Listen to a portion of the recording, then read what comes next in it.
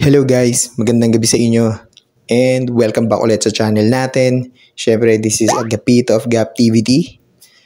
Ayan, so for today's episode, ito yun, meron tayong good problem. Kung mapapansin nyo, no, medyo busy tayo ngayon dahil naghahanap nga ako ng pwestuhan kung saan ko pa pwedeng ilagay yung mga fry na dinrap ng mga breeders natin. Yes guys, marami tayong fry ngayon. And sa ngayon, busy akong naghahanap ng extra tab para sa kanila, para ma-separate natin. In terms of good news and bad news naman, syempre, share ko din sa inyo kung paano ko nagawang ma-breed pa din sila kahit na na-experience natin yung masamang panahon, gaya ng mga nagdaang linggo na nagbabagyo, malakas ang hangin, and marami sa mga tab natin, yung talagang nag-iba yung kulay ng tubig dahil naanggian ng tubig ulan.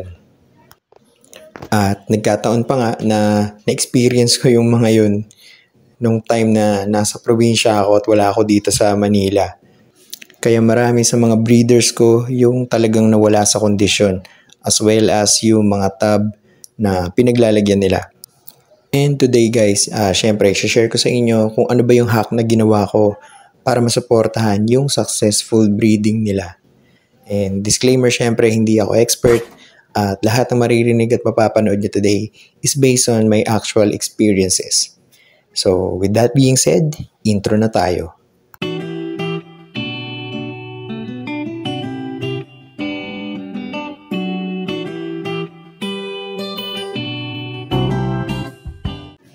Ito yung first tab natin guys. So meron akong 16 fry ngayon na galing sa Metal Snakeskin Blacktail na male, na crossbreed ko naman sa Tiger Galaxy Bluetail na female.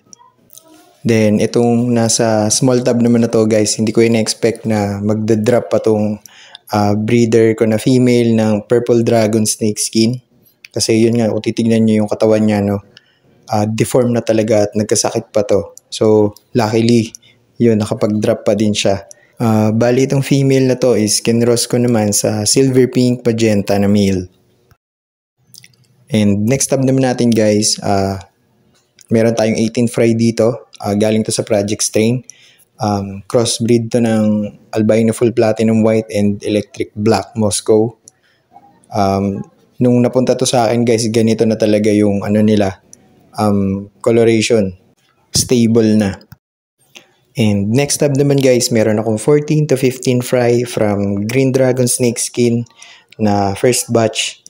Ayan, hindi ko na-expect guys na magda-drop pa to dahil bukod sa deform yung katawan and nanamlay din. Pero yung dinrap nila guys is well-conditioned talaga yung katawan. Straight body, walang kahit anong deformities. Dito naman sa tab na to guys, meron akong 13 fry and the rest is nakaseparate dun sa bilog na lagayan. Dinrap naman to guys nung female ko na Green Dragon na pinakananay nilang lahat. So kung maalala nyo yung episode 11, ito na lang yung Green Dragon ko na female na nag-survive. And all in all, nasa 23 fry yung dinrap niya lahat. And next tab ulit tayo guys. Ito naman yung fry ng panda ko na female na kinross ko dun sa MSSBT na male. And nasa 16 yung dinrap nila. Isa sa mga unexpected din to guys kasi hindi ako sure na pregi pala yung female na to. So ito yung closer look nila guys. Actually yung mga maliliit na nandito na 5 piraso is galing naman sa second female. So yung ibang kasama nila guys is nandito sa tab na to. So kakahanap ko lang guys nung bagong tab. Kaya ito sinama ko na sila dito. Then yung first batch naman is yung tab naman nila is pinalitan ko muna ng tubig. So sa ngayon guys, meron akong 2 extra tab lang. And ayun, binutasan ko na din yung ibabaw. And at the same time, syempre, nilagyan ko na rin ng label. Dahil, yun nga, nakakalito guys yung pag-identify sa mga fry. Kaya yun, nilagyan ko na muna ng label. And based naman to sa kung ilang strain yung lahat ng nag-drop sa mga breeders ko. Actually guys, nag-drop pa yung magenta ko, so humabol siya. And I think dito ko na lang sa green na tab sila ilalagay.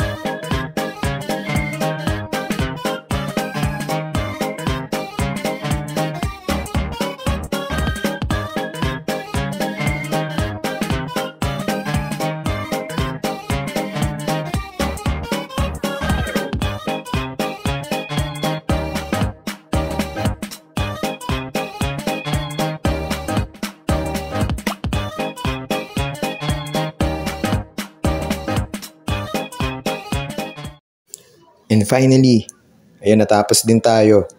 So, yung nasa third layer guys na dalawa, yan yung inad ko na tab. Isa dito sa may bintana. Then dito naman sa may baba, itong kulay blue na to. Yan, dyan ko nilagay yung first batch nung Green Dragon. Na-bend yung katawan guys, kung maalala nyo. Then, dito naman sa tab na to is yung Panda and MSSBT na fry. Ayan, so first batch to guys. So another fry naman ng cross stray natin.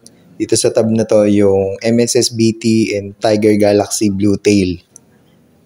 And dito naman sa may third layer guys, sa may right side yung Green Dragon Snake Skin na second batch.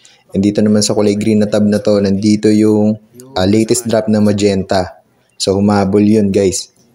Then, dito naman sa may left side guys, nandito na yung mga fry nung AFP White and EBM.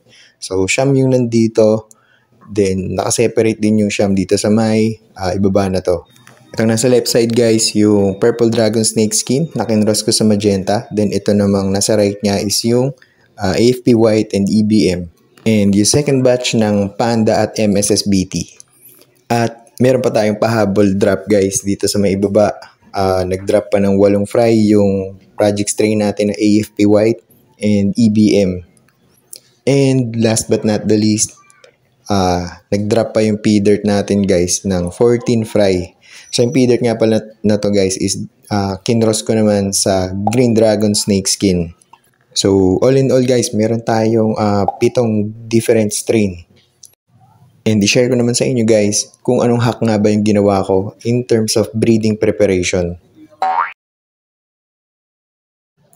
And ito yung ginawa kong solution and hack.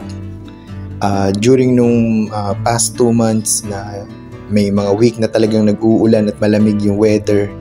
Ayan, kung mapapansin nyo, every tab na pinaglalagyan ng mga alaga ko, naglalagay ako guys ng dahon ng kangkong o di kaya naman dahon ng malunggay. So, para saan nga ba yun?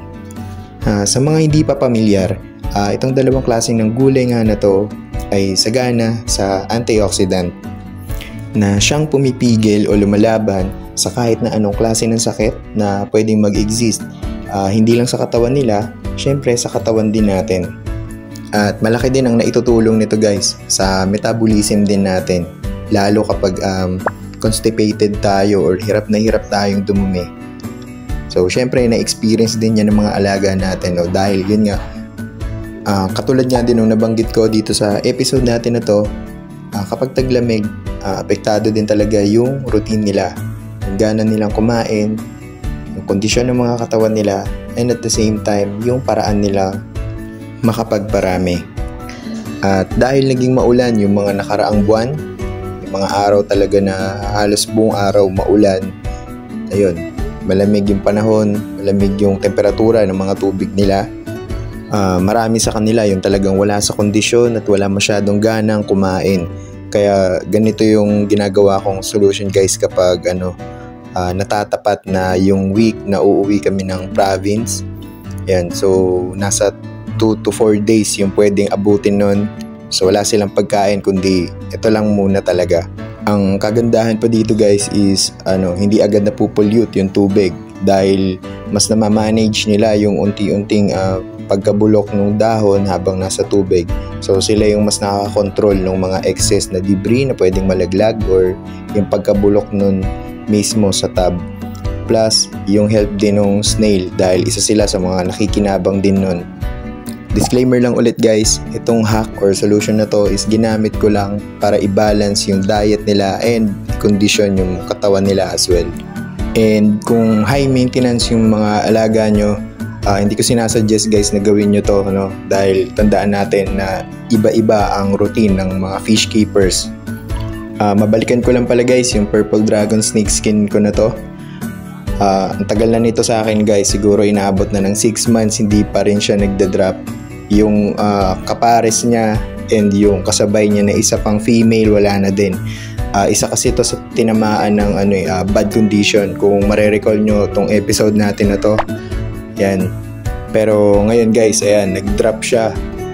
Sa naalala ko, naglabas muna siya ng dark na parang dumi, tapos may konti siyang reddish nung sa coloration. Yun yung naaalala ko nung nilabas muna niya. Then the following week, pag uwi ko galing province, yun, nag-drop na siya. And the following day, itong kal naman na to ng green dragon na deform yung katawan, siya yung sumunod naman na nag-drop. So unexpected talaga guys. I think laki din ang naitulong nung